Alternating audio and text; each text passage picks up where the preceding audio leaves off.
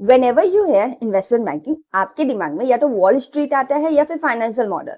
लेकिन एक ऐसी भी टीम होती है जो पर्दे के पीछे रख के इस आईपीओ को लीगल बनाती है, and this is a corporate finance team. अगर आपको मैथ से ज्यादा लॉ और कंप्लायंस पसंद है, then this place is for you. Hi everyone, this is सीएम मील Singh working in investment banking.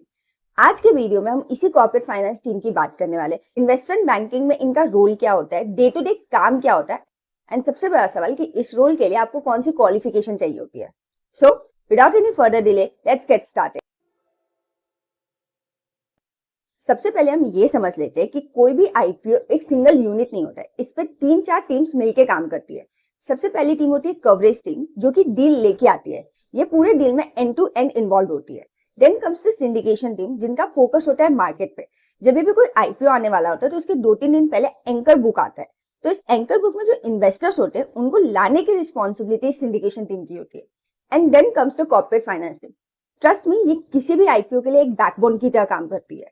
Coverage deal लेके आ गया, सिंडिकेशन डील बेच दिया, लेकिन एक्चुअल में डील को जो एग्जीक्यूट करता है वो होता है ये कॉर्पोरेट फाइनेंस टीम। अब अगर मैं आपको बताऊं कि इनका डे टू डे काम क्या होता है, तो इनका मेन काम होता है document management and regulatory compliance. आपने सुना होगा कि कोई XYZ कंपनी ने सेबी में डीआरएचपी फाइल किया या फिर उसको सेबी का अप्रूवल मिल गया। तो एक्चुअल में ये डीआरएचपी क्या होता है? डीआरएचपी का मतलब है ड्राफ्ट रेड हेयरिंग प्रोस्पेक्टस। अगर मैं बात करूं तो ये डीआरएचपी है, दिस इज अ डीआरएचपी। ये 500 से 600 पेज की बुक आती है जिसमें कंपनी का business, industry, risk factor, financials, auditors, सब कुछ क्रिस्टल क्लियर लिखना होता है।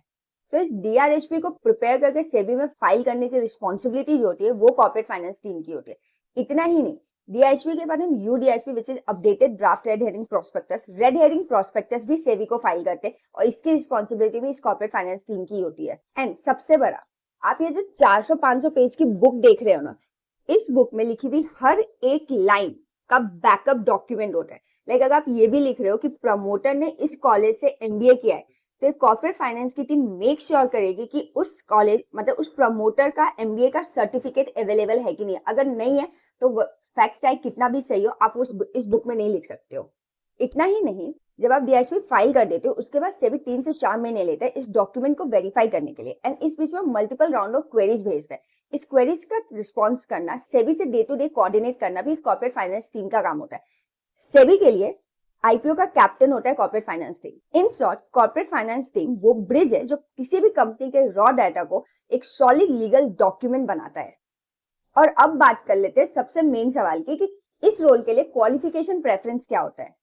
सी, यहाँ पे मैथ की अंडरस्टैंडिंग से ज्यादा लॉ की इंटरप्रिटेशन की जरूरत होती है, और इसी कारण से सीएस या फिर लॉ प्रोफेशनल को यहाँ पे प्रायोरिटी दी जाती है। क्योंकि जैसे कवरेज टीम में फाइनेंशियल मॉडलिंग का आना बहुत ज्यादा जरूरी है, वैसे ही कॉर्पोरेट फाइनेंस टीम का डे टू डे बेसिस पे सेबी, आईसीडीआर और एलओडीआर रेगुलेशन से रिलेटेड काम होता है। सो इस चीज की नॉलेज होना बहुत ज्यादा जरूरी है, जो कि मोस्टली लॉ प्रोफेशनल या फिर सीएस को आता है। सो गाइज, ये था कॉर्पोरेट फाइनेंस टीम का वो रोल जो आज तक कभी स्पॉटलाइट में नहीं आता है, लेकिन इसके बिना कोई भी आईपीओ लिस्टिंग तक नहीं पहुंच सकते। कमेंट में बताओ क्या आपको पता था इस रोल के बारे में। मैं मिलती हूँ आपको अपने अगले वीडियो में। Till then, I am Meeral Singh, signing of.